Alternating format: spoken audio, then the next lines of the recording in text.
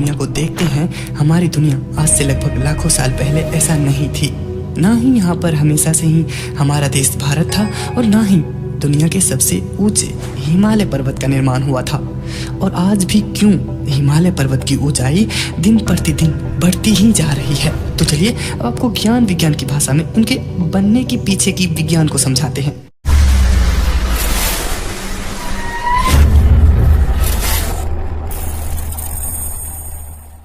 हिमालय देखने में तो बेहद खूबसूरत है और इनकी ऊंचाई 8,849 मीटर से भी ज्यादा है और इनकी ऊंचाई अभी भी बढ़ती ही जा रही है। वैसे तो भारत के उत्तर में स्थित कुदरत के द्वारा बनी हुई विशाल दीवार हमेशा से ही हमारे देश की रक्षा की है। हिमालय ने अतीत में विदेशी हमलों से हमारे देश को बचाया, क्योंकि इनको पार कर भारत में घुसकर भारत पर हमला करना नामुमकिन था। और आज भी यह चाइना जैसे देश से हमारी रक्षा कर रहा है। और यह हिमालय पहले से ही नहीं था, तो आखिर यह बना कैसे? इनकी ऊंचाई क्यों बढ़ती जा रही है? इनको समझने से पहले हमें अपनी पृथ्वी की अंदर की संरचना को समझना पड़ेगा। हमारी पृथ्वी लगभग फुटबॉल के आकार का ही गोल है और यह प्याज की तरह कई अलग अलग लेयर में बटी हुई है। लेकिन हम पृथ्वी के अंदर के भागों को नॉर्मली 3 परतों में ही बांटते हैं, जिसे हम क्रस्ट, मेटल और कोर कहते हैं। इसकी ऊपरी परत क्रस्ट पर समुद्र, पहाड़ और पेड़ पौधे और हम लोग भी रहते हैं। क्रस्ट की मोटाई महासागर में कम और महाद्वीप पे ज्यादा होती है। उसके बाद पृथ्वी के और अंदर जाने पर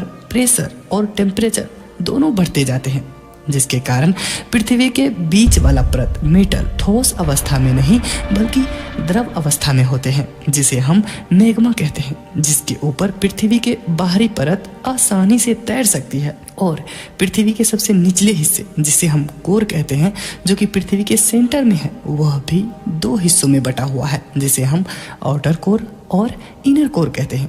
इनर कोर पर पृथ्वी के चारों तरफ से बहुत ज्यादा प्रेशर पड़ने के कारण ठोस अवस्था में होते हैं, जिसका तापमान सूर्य के सरफेस जितना होता है। अब देखिए, पृथ्वी के बीच वाली परत जो कि गर्म होने के कारण द्रव अवस्था में होती है, जिनके ऊपर बाहरी परत तैरती रहती है, उसका मैग्मा खौलते हुए पानी की तरह निचले परत कोर से ऊपर की तरफ उठती रहती है और ऊपरी परत से टकराकर एक सर्कल की तरह घूमती रहती है। और जब पृथ्वी की अंदर की मैग्मा घूमती है तो वह अपने साथ पृथ्वी के बाहरी परत को भी अलग अलग दिशाओं में धक्का देती है, जिसके कारण ऊपर वाला लेयर पतला हो जाता है और उसको चीरकर अंदर की मैग्मा ज्वालामुखी के रूप में बाहर निकल जाती है।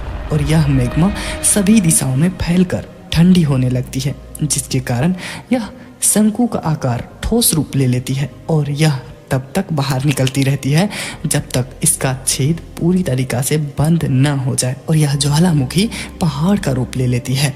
लेकिन हिमालय पर्वत का निर्माण ज्वालामुखी से नहीं हुआ। हिमालय पर्वत बनने की प्रक्रिया कुछ अलग प्रकार से है। आज भारत एशिया महाद्वीप का हिस्सा है, लेकिन लाखों साल पहले भारत एशिया महाद्वीप का हिस्सा नहीं था। महाद्वीप समुद्र तट से ऊंचे ज्यादा क्षेत्रफल वाले स्थान को कहते हैं। आसान शब्दों में कहें तो महाद्वीप पृथ्वी के ऊपरी लेयर मोटे प्लेट को कहते हैं। आज धरती पर 7 महाद्वीप है, लेकिन लाखों साल पहले यह 7 महाद्वीप एक साथ जुड़े हुए थे और धरती पर सिर्फ एक ही बहुत बड़े विशाल महाद्वीप था, जिनको कि आज के वैज्ञानिकों ने नाम दिया उसे पेंजिया। और इस पेंजिया नाम के महाद्वीप के चारों तरफ एक विशाल महासागर हुआ करता था, जिसका नाम रखा गया पैथालासा। अब पृथ्वी की अंदर की मैग्मा घूमती रहती है और वह पृथ्वी के बाहरी परत मोटे प्लेट को धक्का देती रहती है, जिसके कारण महाद्वीप टूटती जुड़ती और अपने स्थान से खिसकती रहती है और वह अपनी जगह बदलती रहती है। और इन्हीं प्लेट के खिसकने के कारण पेंजिया महाद्वीप टूटने लगा। पेंजिया बीच में टूटकर पहले तो 2 हिस्सों में बट गया, जिसमें कि उत्तरी हिस्से को लोरसिया और दक्षिणी हिस्से को गोंडवाना लैंड कहा जाने लगा। तो उस लोरसिया से आगे चलकर नॉर्थ अमेरिका, यूरोप और एशिया महाद्वीप बने। यहाँ ध्यान देने वाली बात यह है कि उस वक्त भारत एशिया महाद्वीप का हिस्सा नहीं था और जो दक्षिण हिस्सा गोंडवाना लैंड था, उससे आगे चलकर ऑस्ट्रेलिया, अफ्रीका, साउथ अमेरिका और अंटार्कटिका जैसे महाद्वीप बने और तब भारत गोंडवाना लैंड का ही हिस्सा था।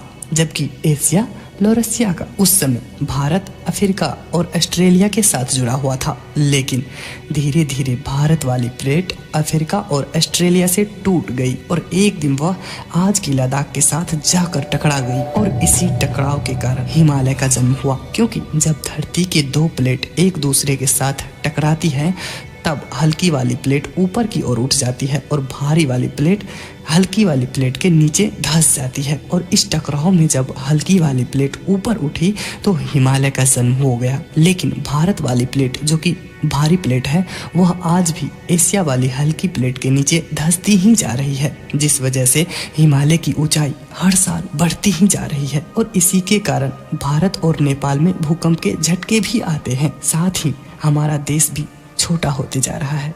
आई होप दोस्तों कि आपको बहुत कुछ समझ आ गया होगा। मन में कोई भी सवाल हो तो कमेंट कीजिए।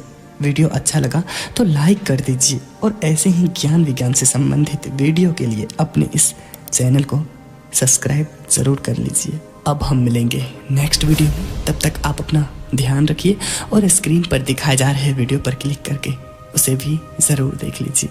जय हिंद दोस्तों।